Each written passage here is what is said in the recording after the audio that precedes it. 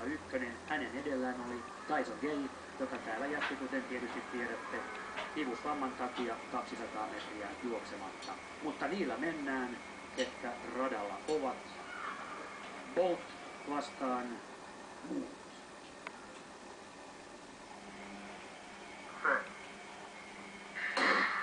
Ja nyt päästään sitten vauhtiin, kuinka nopeasti Bolt juoksee Alonso Edwardin kiinni. Siihen tarvitaan 40 metriä. Yli tulee myös Steve Mullins.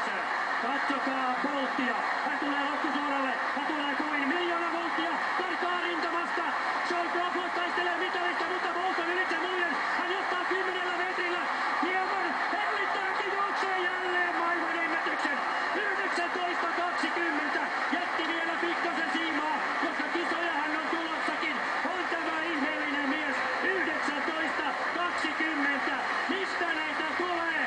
Aivan käsittämätön. Marssista sanoo joku, mutta täällä maan pinnalla hän astelee ja juoksee näiden kisojen toisen maailman ennätyksensä, ottaa toisen maailmanmestaruutensa ja siltikin vielä viimeiset 10 metriä ikään kuin nautiskellen. Tässä minä menen, missä ovat muut? Ei ole missään. 2 sormea ja kolmaskin tulee, jos Jamaika ei tyyri pikaviestiä.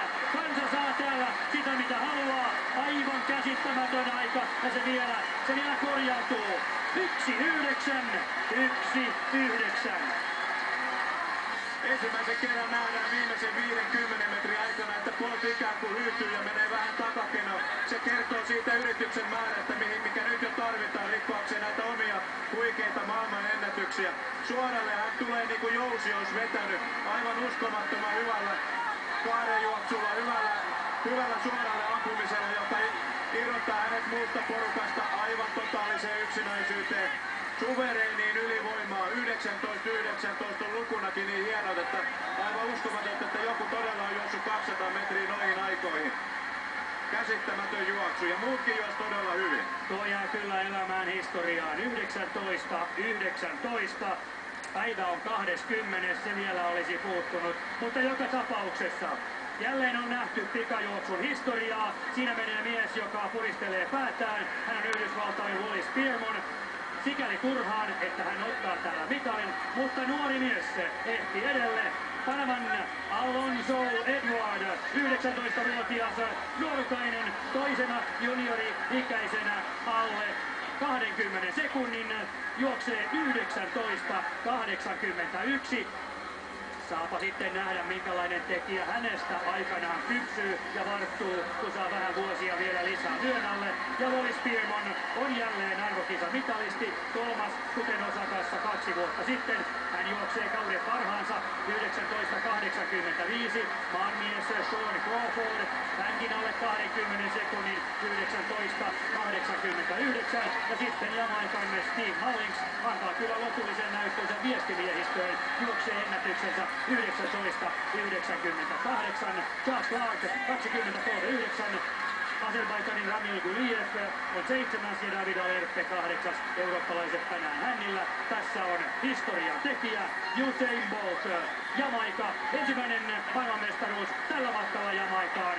Mutta ennen kaikkea aivan huikea uusi maailman ennätys 19.19. Todetaan vielä maailmanennätyksen yhteyteen tuulilukema. Se on -0,3, joten ei ollut apua tuulista Boltille tässä maailmanennätysyrityksessä. Tai maailmanennätysjuoksussa 5 miestä alle 20 sekunnin, ihan samoin kuin Pekingissä tapahtui. Pekingissä vain 2 heistä hylättiin. Tässä nähdään mies Boltin ulkopuolella juoksee 19.81.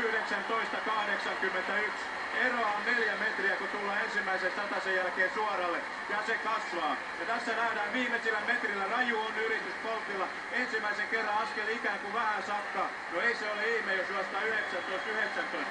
Matkavauhti on täysin käsittämätön. Satasella hän juoksi 60 metrin kohdalla myöskin hallimaailmanennätyksen alle 100-osalla. Kovin lentävä 20 metriä, 1.61. Pikajuoksuihmiselle se kertoo aivan järjettömästä maksiminopeudesta. Ja tuo maksiminopeus oli tänään maksimi käytössä. Usain Bolt, maailman ennätysmies, toista kertaa näissä kisoissa. Hän kirjoittaa historiaa uusiksi lähes joka kerta, kun hän radalle astuu. Ja käsiala on kaunis one man show, sellainen tästä tuli ja sellainen Hänen kohdallaan kisa on ollut joka kerta arvokisoissa viimeisen vuoden 2 aikana, kun hän radalla ollut.